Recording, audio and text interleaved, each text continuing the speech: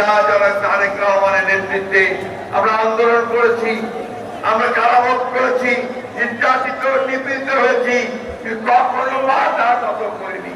আমরা লড়াই করেছি, সামনের দিকে গেছি।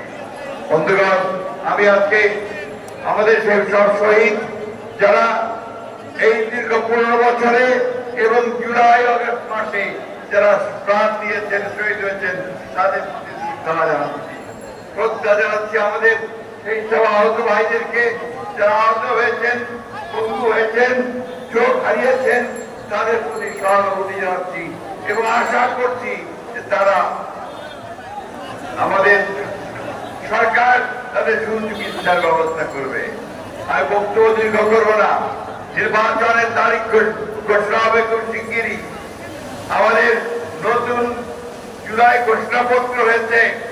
সরকার আমাদের চেয়ারম্যান তারেক রহমান সাহেবের যে দৃষ্টিভঙ্গি 31 দফা 31 দফার বাস্তবায়িত হতে চলেছে সংস্কারের মধ্যে দিয়ে।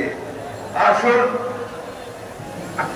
আজকে আমরা সেই শপথ গ্রহণ করি যে আমরা বাংলাদেশকে সত্যিকার অর্থেই একটা সুখী সমৃদ্ধ বাংলাদেশ করে তুলব।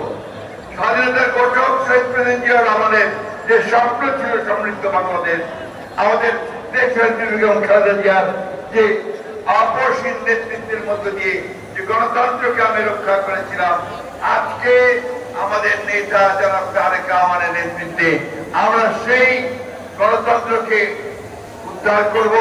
আমরা সমৃদ্ধ বাংলাদেশ নির্মাণ করব, সাম্য মানবিক মূল্যবোধ ও মর্যাদার একটি দেশ, একটা রাষ্ট্র আমরা তৈরি করব। বিশ্বের দরবারে আমরা মাথা উঁচু করে দাঁড়াবো। আমাদের ভারপ্রাপ্ত চেয়ারম্যান সাহেব এখানে উপস্থিত আছেন। আসুন আজকে আমরা সবাই আমাদের পক্ষ থেকে তাকে ধন্যবাদ জানাই যে তিনি আমাদেরকে নেতৃত্ব দিয়ে আমাদের মুক্তির পথ দেখিয়েছেন।